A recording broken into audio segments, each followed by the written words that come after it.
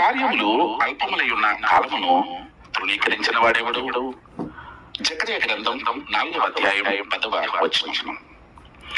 ఆత్మీయ విషయాలలో చిన్న దిద్దుబాటు చర్యలు మనలో కూడా పెద్ద మార్పును కలిగిస్తాయి.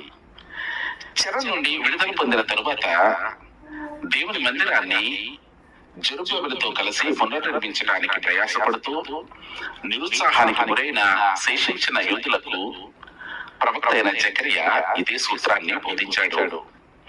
అయితే సర్వశక్తిమంతుడైన యెహోవా జెరుబ్బయలుతో శక్తి చేతనైనను బలము చేతనైనను కాక నా ఆత్మ చేతనే ఇది జరుగునని చెప్పాడు. జకర్యా గ్రంథం 4వ అధ్యాయం 6వ వచనం. జకర్యా ఇలా ప్రకటించాడు, కార్యములు అల్పములై ఉన్న కాలమును తృణీకరించిన వాడెవడు?